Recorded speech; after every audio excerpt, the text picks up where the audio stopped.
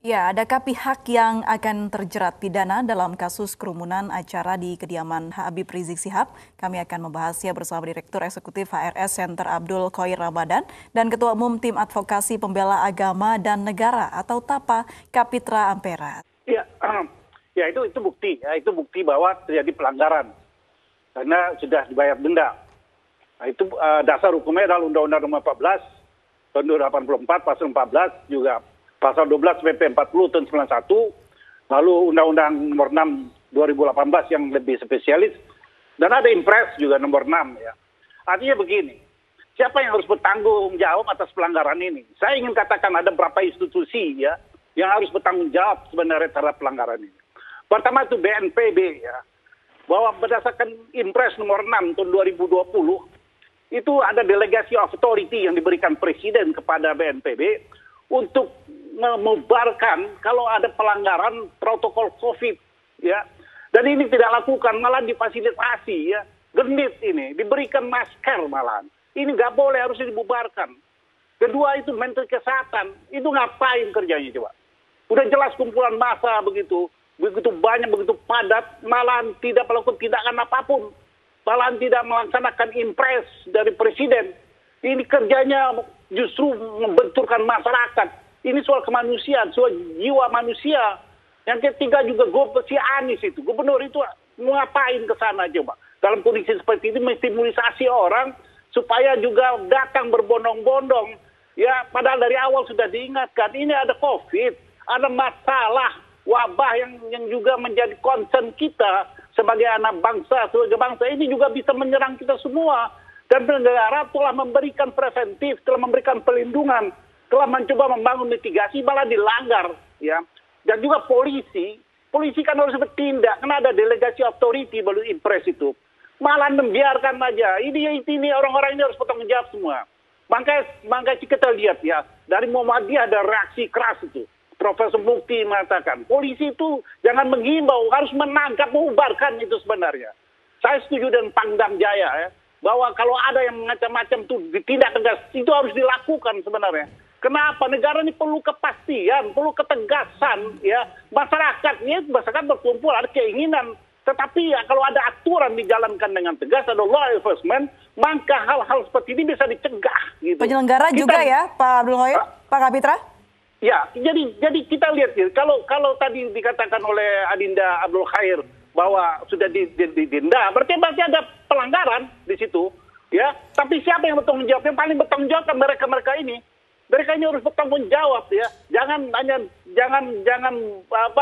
bermain dalam retorika, dalam bungkusan jabatan, tetapi justru tidak melaksanakan Impres Nomor 6. Ini kan untuk mencegah nyawa manusia. Kita harus respect ini dengan Impres ini untuk membatasi orang agar apa? Agar orang nggak mati, terkapar di jalanan, tidak terpapar virus. Agar hidupnya berkualitas, ada hidupnya terselamatkan. Kita ini sedikit-sedikit marah dengan pemerintah, sedikit-sedikit salah. Banyak pihak memang yang terlibat dalam acara kerumunan kemarin, kita akan telah siapa saja yang harus bertanggung jawab. Contoh ya. Pak Kapitra, mohon maaf, kita harus jeda terlebih dahulu, kita akan lanjutkan lagi. Saya kembali ke Pak Kapitra. Pak Kapitra, sebelumnya Pak Abdul Khoir menyatakan bahwa Undang-Undang tahun 1984 tentang kekarantinaan tidak bisa sebenarnya menjadi dasar hukum pemidanaan acara kemarin. Bukan, tentang wabah penyakit itu. Ya, tentang wabah penyakit dan kekarantinaan. Semua satu kesatuan sebelum ada Undang-Undang Nomor 6 2018 itu diatur oleh Undang-Undang Nomor 14 tahun 84 ya. Lalu ada peraturan pemerintah nomor 40. Lalu terakhir muncul Undang-Undang Nomor 6. Semua tidak dicabut, semua satu kesatuan. Itu permasalahan bukan itu adalah. Karena yang diberlakukan di Jakarta adalah PSBB, bukan lockdown atau karantina, Pak. Kita lihat PSBB itu penerapan karantina secara minimal, karena dalam putusan gubernur itu cantolan gubernur itu adalah Undang-Undang Nomor 6 ya.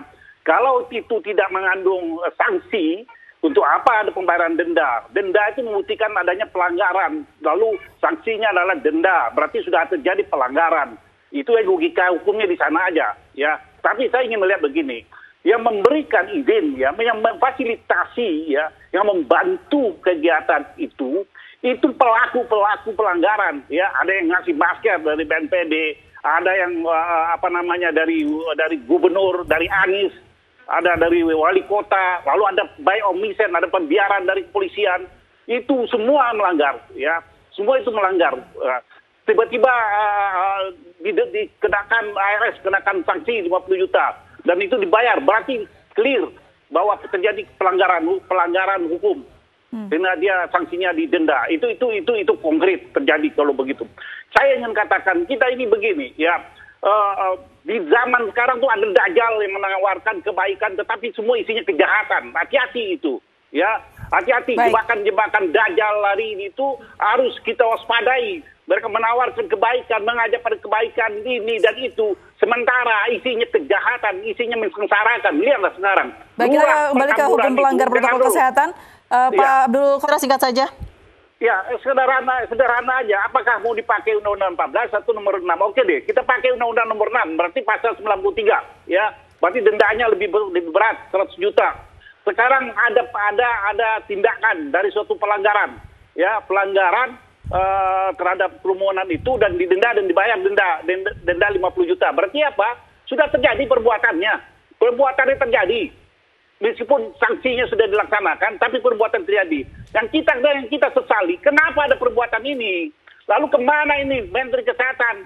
Kemana itu BNPB? Kemana si Anies? Kemana itu polisi dekat ke situ? Baik, terima kasih Pak Kapitra, kami sudah dapat poin Anda. Saya ingin katakan lurah yang hadir sana, lurah Petamburan itu positif COVID. Baik, terima kasih. Baik, terima kasih Pak Kapitra, terima kasih Pak Abdul Khoir. Kita harapkan tidak ada lagi pengumpulan massa sebanyak ini hingga COVID-19 telah berakhir di Indonesia. Terima kasih Pak Kapitra, terima kasih Pak Abdul Khoir.